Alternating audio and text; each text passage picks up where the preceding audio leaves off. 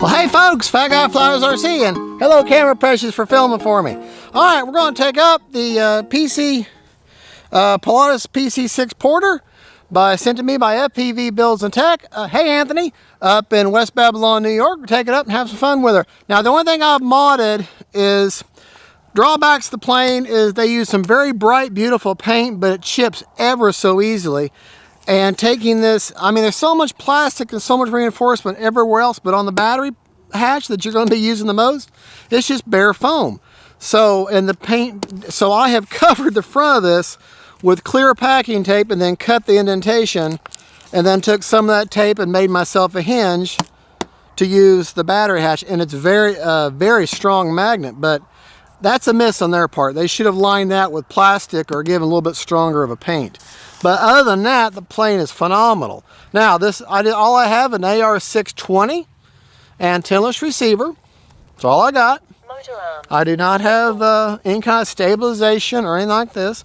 High wing, big utilitarian plane. She's not a sport plane. She's not a big, I mean, you can do basic aerobatics, you know, but this is meant to be a utility plane to fly into rough territory, rough landing, and where there's no airport, just open terrain, land in, drop off goods, get people out. Can be used as a hospital plane, used as a utilitarian to drop supplies, parachuters. It's just a utilitarian plane, not meant to be some big sport jet or some sport plane. Okay, just a simple Sunday afternoon flyer. Even though it's not Sunday afternoon. Just a not very beginner friendly. Probably a lot of edits and skips in the video because with this clear blue sky, we're going to lose this plane a lot with our autofocus. And like I've said, y'all familiar with my stuff, when Camera Precious films, we have to use autofocus. Time remaining 4 minutes. We cannot use manual focus. My wife has a condition that keeps her from being able to do that. Just a nice, simple plane. She's got flaps. She's actually got a little bit of suspension gear. Now I have modded, other than the tape, I have landing flaps. I have changed out the wheels. I have a the Durafly Tundra wheels. They're real squishy.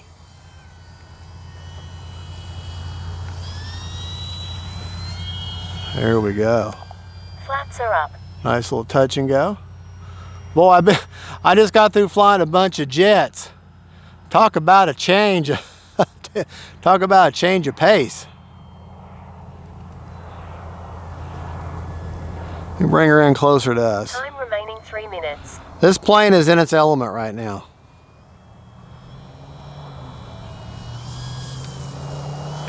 Walk a dog a little bit.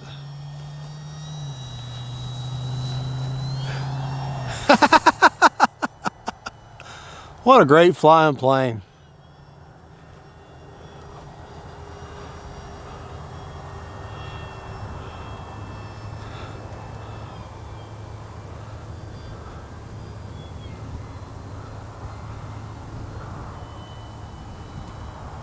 It is just a touch and go all day long.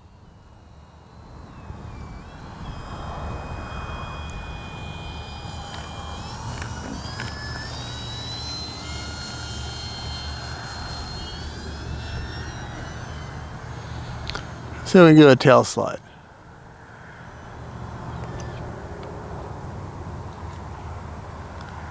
There. Now I'm going to come out here and do more of a true tail slide. There we go. More of a wing over than a tail slide. Time remaining 2 minutes.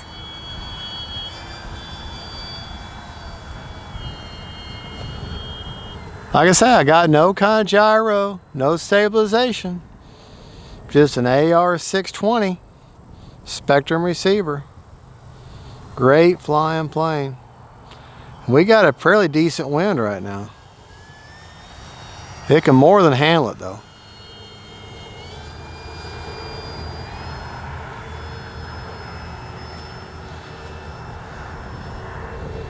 There. A little bit of a knife edge there. Well.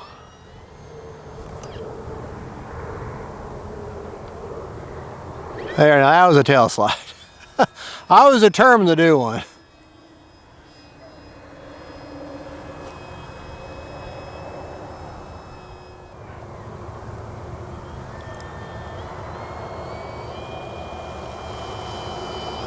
All right. Yeah, let's go ahead and take off in the grass Take there. off flaps. Get 1 minute. Flaps are up. Oh yeah, it can also be a STOL plane, which makes sense considering the purpose of this plane.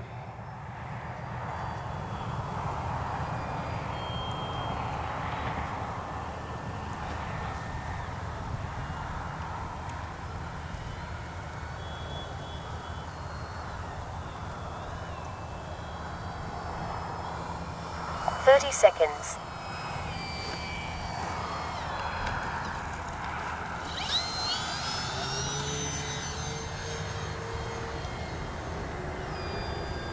Seconds.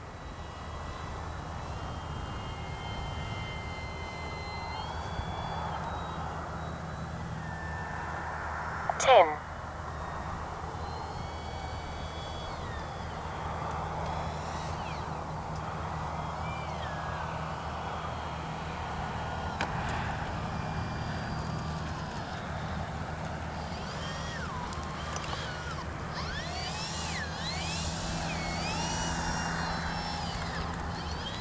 'For a tail dragger, ground handling is pretty good.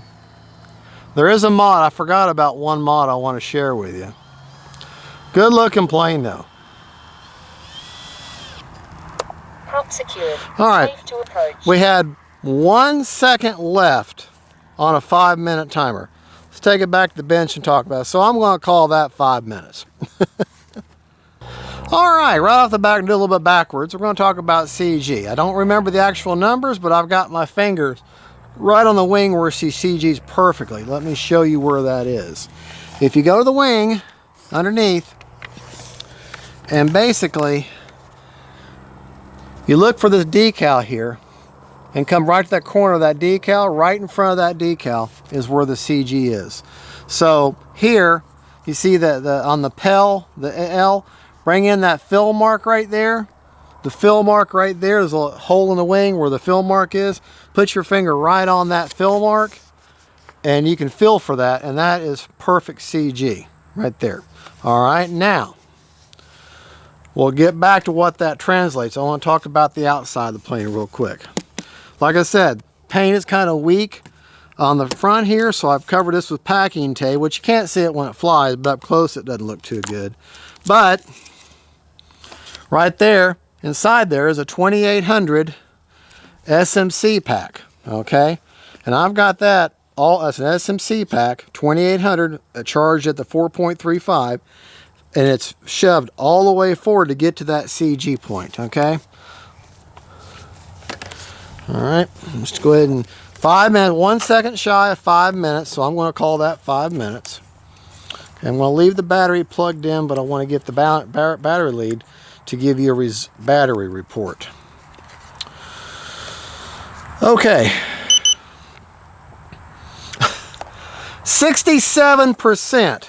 All right, so what that tells me, 5 minutes and you got 67% left. Set your timer for 8 minutes. Fly the way you want with a 2800 3S. Get like a 3000, but it needs to be the brick style, not the flat kind, the brick style. Okay, now let's talk about the rates on the plane. Oh yeah, the other mod I did is these are the tires off of a Durafly Tundra. The wheels that come with it are slightly smaller and they're hard. Okay, that I don't like. These are very squishy and they come out real well. Another tire that would work really well would be E-Flite Timber tires, but that's just my opinion. There's nothing wrong with the stock tires, especially if you're going to be landing just on a grass field. It'll be fine. The plane, as you can see, this has some shock absorbing in these shocks in the front, okay, just like the real plane has. The other mod I did is the rudder system for the tail wheel. You have a tiller arm here and a tiller arm here. It has one connecting bar between, one push rod between the two. Well, the problem with that is oftentimes it will get bent on itself and then get jackknife in, and you have to physically pop it back into place. But if you do like I did and take two push rods connecting crisscross from each other, in other words, they run parallel, but one is connected, both of them are connected on this side of this one, and then on this side, one is connected on the bottom, the other one's connected on the top, as you can kind of see. One's connected on the top, one's connected on the bottom, and then they're both connected here. Okay, and that keeps it, they bind on themselves before they'll jackknife. So you won't have to worry about them jackknifing, okay? And that's connected directly to the rudder. This shaft here is directly connected to that rudder, okay? That's a mod I highly recommend. All you need is just to cut yourself another little piece, a Z-bend tool, measure it, and pop it in there, and then attach them on top of each other at the end, and that'll keep them from crisscrossing. That just was a simple, low-tech mod that prevented a problem. The other thing you may need to do is some of the releases of this, where the wing strut joints came in, and KAVAN model said that the earlier releases, the glue wasn't that good, and these strut hard points may slide out. Just get you some hot glue or some good strong EPO glue, whatever you use, and just slide them out and glue them back in. Simple. It's not a deal breaker, okay? Because the glue they use on the side of the fuselage is like solid steel, okay? It's strong. So that's that. That's the minor things that need to be done. Like I say, the wheels are more of a choice, more of a personal choice. Let's talk about rates, okay? I flew at my high rates the entire time, okay? 125 on the ailerons with 30% expo. Elevator, 100. Got a big old elevator, 30% expo. Rudder, 100 with 30% expo. Let me make sure I'm not, okay? So, if you want to put your battery goes inside just underneath this wing, okay? So you got to choose. If you wanted to put a gyro in this plane, you could. It'll just fly that much better. That's entirely up to you. But she flies, you saw, even you can see my flags. It was a little bit stronger of a wind a while ago. She handles wind just fine. Talk about our flap system. We can wrap this up. All right. There's no mix needed. And it has a strange rate. Flaps up are a negative 100%. Takeoff is a negative 43. Okay. And then landing is a negative 10. And that just seems to land this plane nice and stable and give you just the right amount of control versus slowing the plane down, a nice stable approach. And the takeoff, just weird. It's negative 100, negative 43, and negative 10. So, but there you go. And that's just how it works. So, okay. Okay, well, that's that. I can't really, that was 2-second deployment on the flaps. Can't really say much else about the plane other than Anthony at FPV Builds up in West Babylon, New York. Thank you. We worked out a deal. I want to say he gave me like $100 off the price if I would review it for him, and of course mine to keep. And I will tell you, I like the plane. You saw how much enjoyment I had. It's a nice change of pace, very beginner friendly, very robust plane, and a very forgiving plane. So I highly recommend this. If you're you're not wanting your basic everyday trainer, you know, your Carbon Cubs and all the normal, the Aero Scouts, those are great beginner planes. If you want something different, I suggest the Pilatus PC-6 Porter, and get the KAVAN. KAVAN's the brand, and the Pilatus is the brand of aircraft, because this aircraft actually exists as you see it. So it is scale. And all right, well, y'all have a good and God bless y'all. God is good, and don't forget faith, family, and friends. And then KAVAN Planes from FPV Builds and Tech, or FPV Builds RC, up in West Babylon, New York. Anthony, thank you. God's good. Bye, y'all.